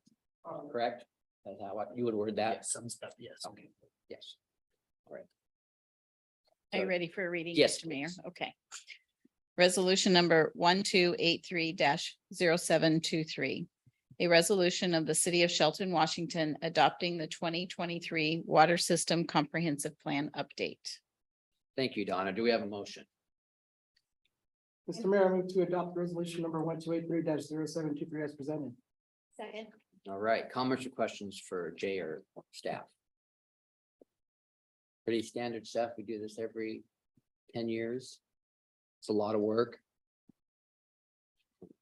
So we have a motion and a second to adopt resolution number 1283-0723 as presented. All in favor, say aye. Aye. Opposed, motion carries. Our last item is another resolution from Jay. Yeah, Council Jay Harris, Public Works Director, Design and Construction Standards Manual Update. Staff had been working on Chapter 2 for, oh God, well, I started about 3.5 years ago. We had Grant Osborne work on it for a little bit. We had a couple other consultants look at it. RH2 was one, and gave us their updates to take the manual and the current street standards So staff can actually implement at the counter, at a pre-application conference, construction plan phase, the standards manual a little more efficiently. They can sit down with folks and go over things. Have the development code rewrite committee, did I get that right? Steering committee, yeah. Steering committee. Steering committee, Met yes. with them 3 different times on the infill lot standards part of it. That most cities say you build a house street improvement no matter where you're at, whether you're a partition or someone that wants to build a house. And we came up with some more flexible standards there for the smaller lot development. Had 2 different study sessions with you folks on it. So anyways, the manual's been around, a lot of different consultants, staffs worked on it. I brought it to you and other committees. And this is sort of the culmination of a lot of work over the last couple of years. And there's been no changes made since my last presentation. Thank you, Jay. Donna, anyone sign up for public comment? No, Mr. Mayor. Anyone in the audience like to speak on this? All right. We have a reading of resolution number 1284-0723. Resolution number 1284-0723. A resolution of the city of Shelton, Washington, adopting changes to chapters 1 and 2 within the city's design and construction standards. Thank you, Donna. Do we have a motion? I move to adopt resolution number 1284-0723 as presented. All right, comments or questions? Wanted to thank Jay for keeping us up to date. I understand that we've had some concerns about how this will apply to potential development and what's been either pre-subbed or looked at so far. So if someone is already in process, what does this look like? If not started the process, what does the change look like? Can you describe that from the staff standpoint, please? Yeah, sure. So as we've been doing pre-subs over some years now, like the Coffee Creek development and Bayview Estates, some of the larger ones. Mr. Gregory has a development. We've been going over what the new standards are going to be. Pretty basic, there were fire department standards for roadway widths, that sort of thing. We're going to street trees like we talked about before in planters. And so the new standards manual, once adopted, will apply moving forward. Is if you're in with a land use application right now and you've been deemed complete, you'd be under the older standards manual for the width requirements and that sort of thing. As new standards go into place, like for a water detail or that sort of thing, those would make it to your construction plans, 8 months from now, or whenever you got through land use and move forward with that. I wanted to thank you for providing all that material and updating it and providing us with these one-page things that are available online to talk about the summary of what is in that plan. So thank you. That's for all of our briefing items are like this, that you provide a whole bunch of info for us and then you summarize it in one little page. And so thank you very much for making our jobs a lot easier. And I hope that the audience would also check into the online, get your information online and come prepared and read the one-page summaries if you don't want to read all the 807 pages that we get almost every week. So thank you very much. One thing I failed to mention too is one of the goals is to make, and council got me going on this 6-7 months ago, is to have a few more flow charts and that sort of thing. So with the infill development standards, you start here and you end up down there. There's some other sections in the manual where we're going to try to make it now so you can navigate it a little easier. And this is we've had 3 study sessions on this subject and then business, and now we're on action. So it's been what, a year? Oh, like Jay Since we mentioned, started the this. steering committee was year and a half. Yeah. More, yeah. So I'm losing track. I apologize, but It's been looked at. when we talked about design standards for single family residential structures and some of the changes we made to chapter 20. And have so you received any feedback from either staff or our potential developers that give us pause or concern? Because I know it's obviously gone through several evolutions since we started at the committee level and gone through council and back out and forth. So is there any worry from staff that this is not in a good place to move forward, or there's concerns about the communication out to the building community? we certainly have heard from individuals within the building community. Yes, this affects the cost of development, especially these infill lots. And what we're talking about are platted lots already. So the Coffee Creek subdivision, if you will, that's a new subdivision, right? They're creating their lots. They're creating their blocks. They're coming in and making all those public improvements that are dedicated to the city, right? Whether it's infrastructure like sewer and water and storm systems to the streets, curb gutter and sidewalks. So the differences are these platted lots that we already have. And we have a number of those still in the city. Some of them are, within a block with, there's might be a house on each side. There's a couple houses on each side. The difficult ones are when we have these multiple lots and blocks where this would affect these previously established lots. So yes, we've had some feedback that it affects these projects. Certainly, if you will, this decision has to be made at some point if we want the urban infrastructure that we've talked about previously. Have we worked to find some resolution on some of these? Yes, I'd say we do. We haven't necessarily come to that conclusion yet, but we're still willing to work towards that conclusion that maybe meets the intent of these standards, but allows some of the developers to move forward at the same time with the project they envisioned when they first touched bases with the city. Thank you. All right, we have a motion and a second to adopt resolution number 1284-0723 as presented. All in favor, say aye. Aye. Opposed? Aye or opposed? Okay. And one opposed. All right, motion carries. All right. Oh my gosh, we're getting towards the end here. Mark, you have a city manager report Right. for us. Got a couple of things I think for you this evening. First and foremost, a couple projects in parks. The Neelan Park Playground sealing will occur starting tomorrow. So that's our annual application of sealer, much like painting the Civic Center, right? We apply sealer on that wood structure to help preserve that, which is now, I don't know, 28 years old or so. So it's past its lifespan, and that's, I think, due to what projected lifespan is misconstructed, and that's due to the maintenance from our park staff. So that kind of has an indefinite closure because it depends on the weather. So once they apply the sealer, if it's nice and warm and dry, it might be about a week. If it's kind of cloudy, it takes a little longer for that sealer to set up. So we want to make sure that's done before we open it back up. The fence over here at the basketball/pickleball court goes up, I think, starting Thursday.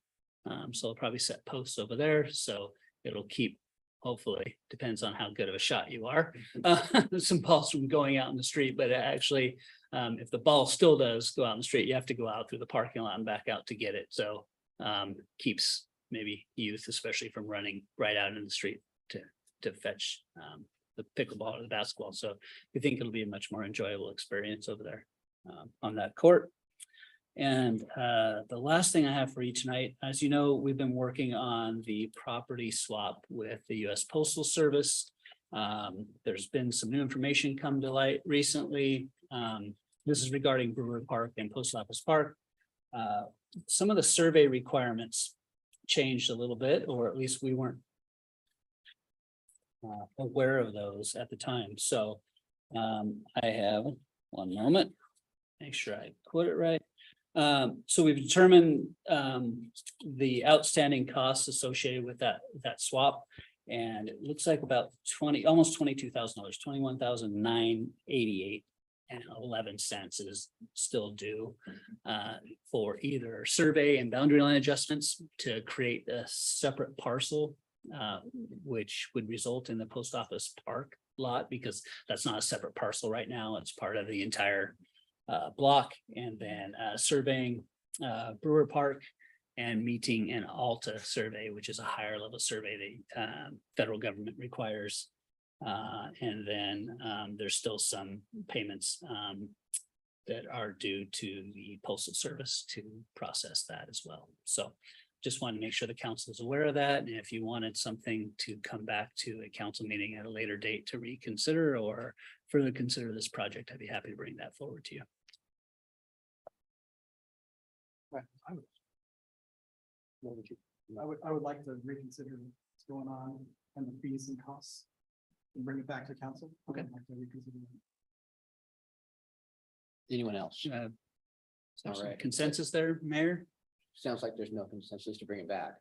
No, okay. So, continue with the swap.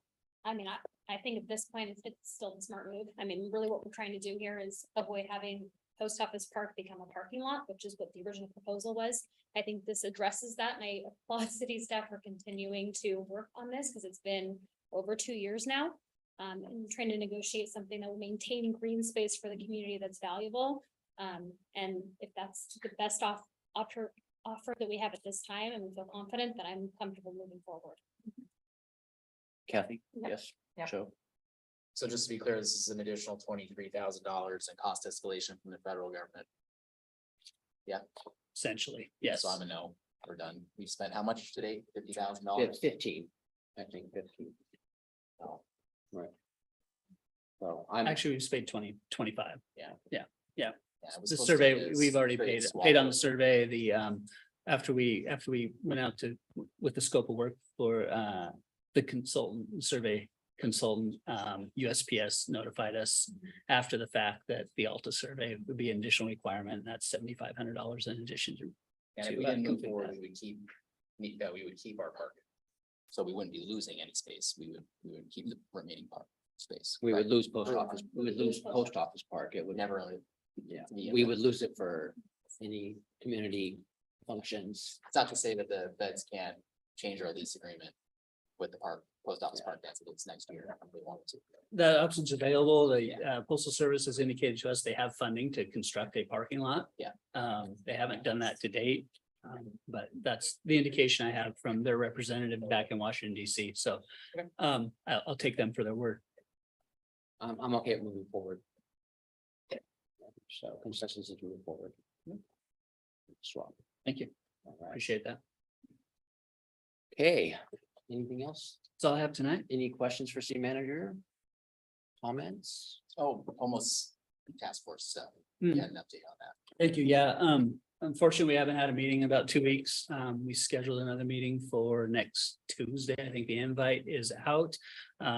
We've been working through the action program a bit. We should have some task lists together and some recommendations put forth. Trying to attach that to the homeless task force committees, some of their recommendations at the same time. So as you know, there's been some efforts at Brewer Park to clean that up.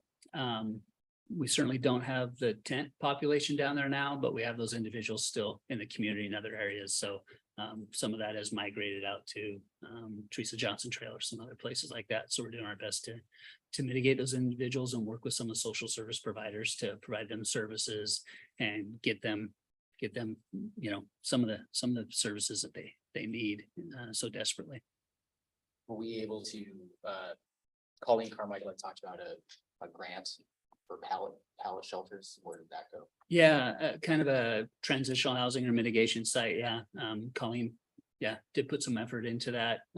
Wrote the grant. It was not submitted for this go around. I can't state it was a commerce funding program. I can't state which exact program it was, but yeah, it was not submitted at this point. So we don't have an immediate or near-term solution to maybe providing that transition site or that mitigation site at this point.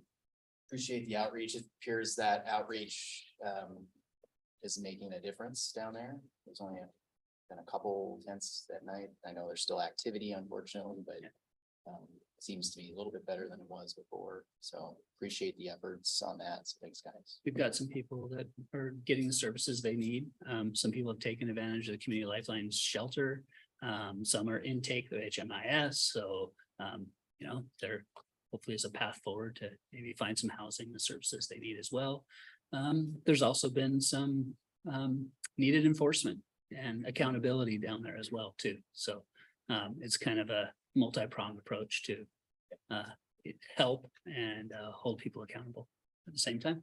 I I drive by Brewer Park twice a day, every day for months, and I have never seen it look so empty and calm. I went down Saturday and there wasn't even a person down there. Later that day, there were some people standing around talking, but I think that the enforcement and getting them services is working very well. I do see more people out in the community. I've seen more tents and more people sleeping in alcoves, and I've seen them more in the trails, walk the trail also, the library trail, and I've seen them more at the bank again.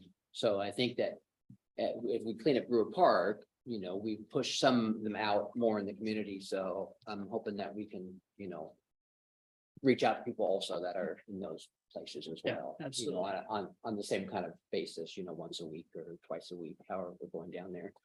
But I think Brewer Park is looked much better, and you know, I appreciate everybody involved in working on that. You know, the city, the police department, the nonprofits, the intake Crossroads and Community Lifeline and Keely Village and Youth Connection as well, yeah. Youth Connections and everybody who's been down there. Is it twice a week we're down there? Yeah, twice Yeah. a week, and we've been taking garbage out, and a lot of garbage, believe it or not, there's been a lot of garbage, and we've also stored stuff for people that. So it's looking much better, and hopefully that's a start to a much larger process that we have in the city. All right, any other questions for Mark? At this time, the public are invited to make public comment on any topic that we have not talked about tonight on our agenda. Donna, do we have anybody signed up for public comment? We do, Mr. Mayor. Our first speaker is Robert Freund.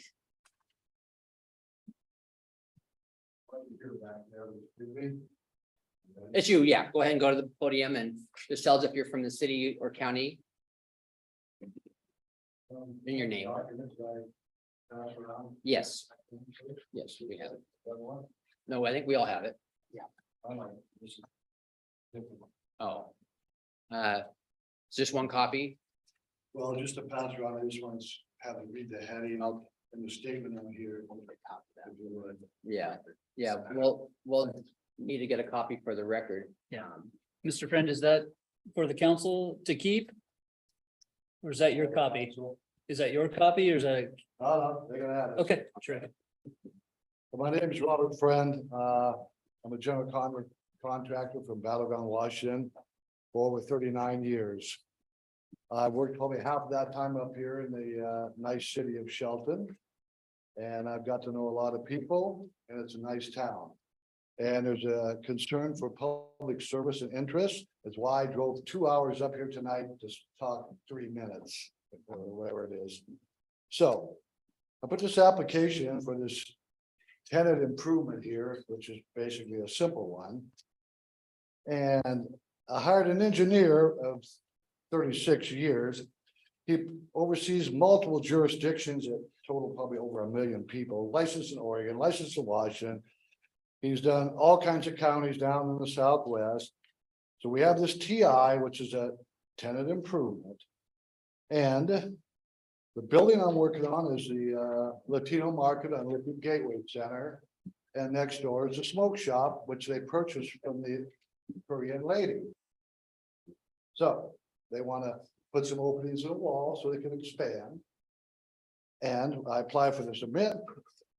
Well, a couple of weeks go by, I get a couple of questions. Then maybe another 10 days, a couple of weeks go by, another couple of questions, whether, et cetera, et cetera. And it's all pretty frustrating, being I've been doing this for 4 decades now almost. So, and the engineer, who's 3.5 decades, and the architect, which is a Leeds plan examiner for Clark County, and he retired there. So we have these professional people. We come up here to the small town. There's a little easy TI to do. It should have been done in a month. Well, you see, May 15, June, July, August. Oh, we're to September now. Still haven't got a permit for this job. It's not good public service. I'm not sure really what the delay is, but working with jurisdictions, this is not a standard practice. August 24th meeting, let's find out that those plans are going to be submitted to independent engineer firm.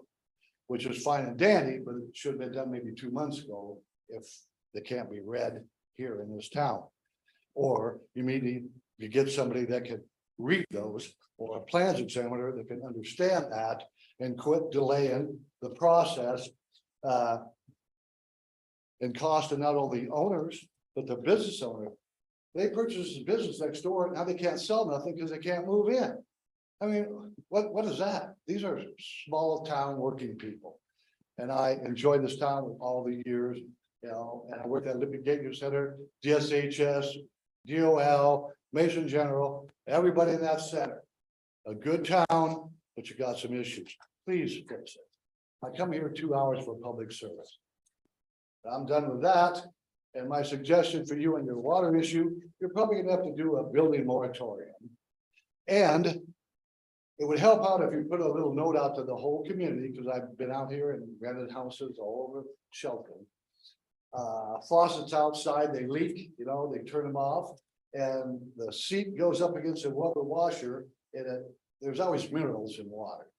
And it eats that little washer out, and it'll drip through that hose, and you're gonna waste gallons of water. Thank you, Bob. So they can probably go with somebody maybe local and buy a ton of them and put a note out to people that they can put these little devices on their outside hose spigot with a little black handle, the plastic ones, or they could do a double metal one. That'll just save some money. And there's jurisdictions that don't allow a certain amount of hoses. Got to try to be fair. We don't. I'm out of here.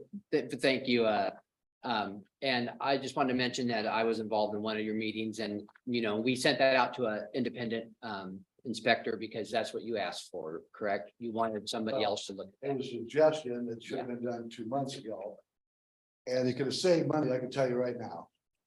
And they could get an independent inspector, because this guy or whoever, whatever, is a confrontational, I don't want that. I've been here too long, I'm getting ready to retire, but this small town is worth to tell you, because I've been in issues with different jurisdictions, that the small town that got sued, and it was almost a $500,000 award for slander and engineer. So something to think about. You guys have a nice night. Heads back to the battle. Thank you. Drive, So good luck. drive careful. And give me my permit, and would you like to finish the job and retire? Thank you. All right. Donna, anyone else? Yes, our next speaker is Chris Brickert. Good evening. I'm here simply to express my gratitude to the city and to a lot of other people I'm going to list here regarding that coordinated effort of the encampment in Brewer Park. I want to thank the city, all of you, Sharon, Mark Ziegler. I want to thank Parks and Rec. I want to thank the police department, Chief Beeson, emergency services, other shelter agencies that were there, the meetings that we had with the city and the county and the task force that came out of that. For about a month, many of us met in the park on Tuesday and Thursday mornings at 6:30 a.m. And it was such a great experience for all of us to work together toward the effort of Brewer Park and having the result that you mentioned earlier to everyone here in the room. I also want to express my gratitude for how the people, the inhabitants in the park were treated with total respect and concern about their care and their welfare and the services that they would need to move from that point. So I'm just thankful for all of that. And I just want to say thank you to everybody that was involved in that. Thank you. Thank you. And that is all that we have signed up, Mr. Mayor. All right. Anyone in the audience like to speak? Okay. Come on up. This is general public comment, anything other than what we've talked about tonight. Okay, well, I wanted to thank you also. I came to a meeting about a few months ago and complained about the speeders in my neighborhood, and you immediately that week set up speed monitors. And then the problem went away. But then when you took it down, it came back, and I still have like 50 cars a day picking up migrant workers speeding by, and the road's been tore up 12, and you've had to redo it 3 times this year where you used to do it just once. So I'm still whining that I need speed bumps. Thank you. And you leave your name and address with Mark, or do you know it? I can find it. You got it, all Yeah, right. see. And Yeah.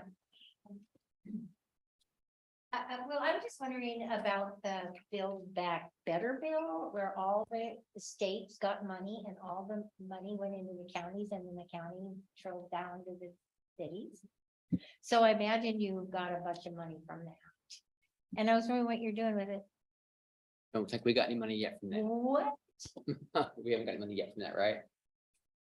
Not aware of it. no. Yeah, no, You guys don't even know about it? no, we know about it. Okay. We haven't got any money from that. But you're going to, right? We're I mean, hoping, everybody's we're supposed hoping to grab some federal funds for some projects down the road, but Yeah. we haven't got there yet. Oh, okay. We can, you know, Plan what you're gonna do with it, yeah, either. well, I'm sure that staff will find us some well-needed projects that will need to be done, yes.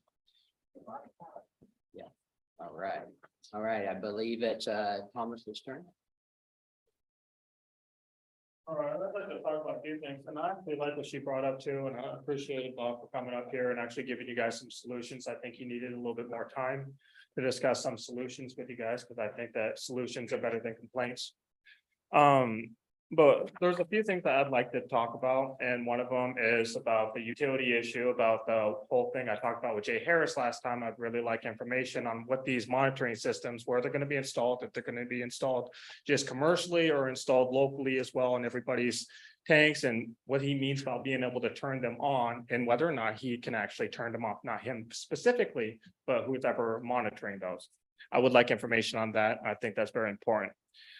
So moving on, I'd also like to say that these meetings need to be a lot shorter and they need to be more consistent. I do not think that that's too much to ask for. We do need a little bit more consistent with you. I know that I got up here all pissed off, and I'm going to continue to be a little mad because I feel like you aren't listening when we talk to you, and the amount of documents that you give us are so long that it's hard to read through every single one of them and attend these meetings as well as continue on with our lives. Every one of us has our own life, so I'm sure that we're all focused on ourselves as well as trying to take back and do something with the community. But something needs to be done there, and I would really appreciate it if you took the time to see how you could shorten it for everybody, because we don't need to read a book when we come in here and talk to you. That's just frustrating. It's a diversionary tactic meant to drain our energy and bring us down, and I don't like it. Moving on, I'd also like to say that there are very sexually explicit books in our local library, and I'm talking really sexually explicit. One of them is called It's Perfectly Normal. And if you look on the Google review of it's talking about what's in it, it's a complete lie, because I've seen it in person. I've flipped through the pages. It talks about masturbation and a bunch of other things. So let's just say that you can use your imagination on this one. It talks about all of that, and they leave it on child level. All right, we're talking about 4-year-olds running through the library when nobody's looking, and they are picking up these books and looking at them. And I'd like to say that that is tantamount to pedophilia. And I want those books put onto adult shelves, because we have rating systems for movies. They should be applied to books as well. There is no reason why kids should be reading that material even by accident. That's not okay. And furthermore, I'd like to say that it's almost shocking to me that I have to come up here and say that. It's really, really not okay. And I'd like something done about that immediately. You could put them all up in the adult section and it would cause less problems with the community. There is a lot of us that have a problem with this. Those books should not be in front of children. And it is absolutely your responsibility to take action on this, because kids are our future. They are literally who are going to be here after us. They deserve our respect and they deserve our time. Thank you. Right. Anyone else in the audience like to speak? Mr. Jewett?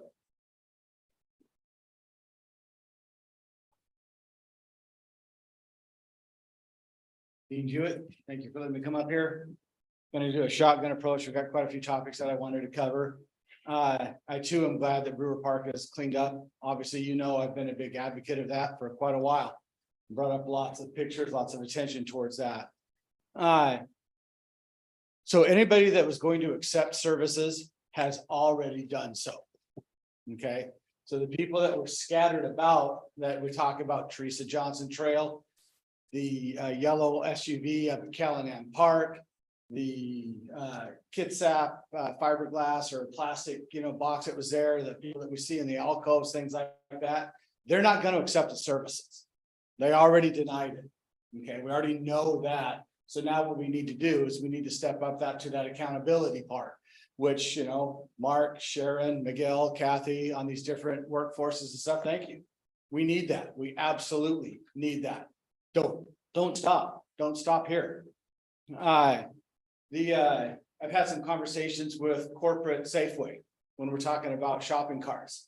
We all know that we need a shopping cart ordinance. We already have one that we could steal from with Federal Way. We don't need to reinvent the wheel. I've had 2 or 3 conversations with corporate, a couple of people at the local level.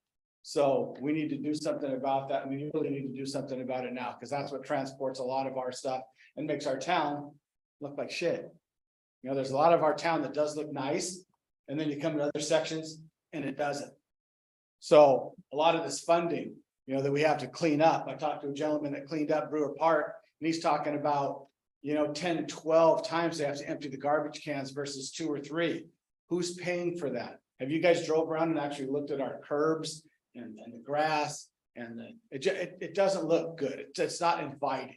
We need to increase that tourism. We need to increase people coming into town. That's going to help us with our deficit. Mark, maybe I already asked this. If you could email me back the answer on this one. The Veterans Village that was put in, kind of like we were sold a bill of goods. It was going to be one thing. It was going to be funded a certain way. Then the state jumped in. So then that dictates what you can do, what you can't do, who can be there, who cannot be there. It basically hamstrings you quite a bit. So if we sold that property to them as a lease or whatever for $1, and now that's changed, should that property not then be sold and that money put into our coffers of the general fund? Couldn't that general fund, couldn't we think of other ways to increase that general fund so that we can feed some of these water rates? I understand you can't take water and sewer rates and pay something else, but you can take money out of the general fund to pay for those rates. How can we increase that? What can we do? Can we do some in-house services? I mean, do we, you know, the 90,000 or the 55,000 to paint this building, you know, where's that money? Can we do that in-house instead and save some money? I don't know. That's up for you guys to take a look at. Thank you. Thank you, Dean. Anyone else in the audience? Mr. Mayor. Oh, we have one person on Zoom. Oh, okay. When you're ready. Colleen Carmichael. Good evening, Mayor Inesco, Deputy Mayor Schmidt, and fellow council members. I am Colleen Carmichael. I'm the Executive Director of Quixote Communities. I wanted to share with you tonight some information about mental health, specifically Mental Health in America. It is an organization that has been researching behavioral health since 1909, and they do findings every year of the state of mental health in America, and this is what we have found. 20.78% of adults were experiencing a mental illness. That is equivalent to over 50 million Americans. The vast majority of individuals with substance use disorder are not receiving treatment. 15.5% of adults with substance use disorder in the past year, 93.5% of them did not receive any form of treatment. 54.7% of adults with a mental illness do not receive treatment, which is totaling over 28 million individuals in the United States. Almost a third of all adults with mental health illness report that they were not able to receive treatment they needed, and 10.8% of adults with mental illness are uninsured. 59.8% of youth with major depression do not receive any mental health treatment, and only 0.718 of students who are identified with emotional disturbance for plans in school, which is EIP programs, with sufficient resources for schools and teachers. It's critical to ensuring their success in school. Only 0.718% of students are enabled to have that service. And in the United States, just so you all understand why we don't have enough behavioral health people to support the need, there is only an estimated 350 individuals to every 1 mental health provider. So how can we help? What is the solution? Well, at Quixote Communities, we hired a behavioral health licensed professional to supervise master's level student interns so that they can get their licensure. We can do up to 6 a year. That is what we are doing to increase the number of behavioral health specialists in the town. And if you have any questions about our agency and what we do, please direct them to me directly, to Mason County, or to Mark Ziegler. Any one of us can answer questions about our agency. Thank you. Thank you, Pauline. Anyone else in the audience? Anyone else signed up, Don? All No, right. Mr. Mayor. Council have any new items for discussion? I just wanted to say that this is a business meeting of the council. This is our meeting and the public is attends and is allowed to provide public comment, which we appreciate, respectful public comment, which I don't think we got that tonight. I think we got some very rude and obscene comments, and I don't think that is what we're here for. You want to talk to us, I want to listen. But this is our meeting. This is not your meeting. You're allowed to attend. But Open Public Meeting Act, and you're allowed to comment for 3 minutes. But like I said, this is not your meeting. This is our meeting. We're here doing business. Everything that we read is online 10 days prior to us, to you coming here or us coming here. We look at it. I actually look at everything twice. I look at it when it comes in about 10 days ago, and I'll look at it again today or over the weekend. So I understand what I'm going to be voting on.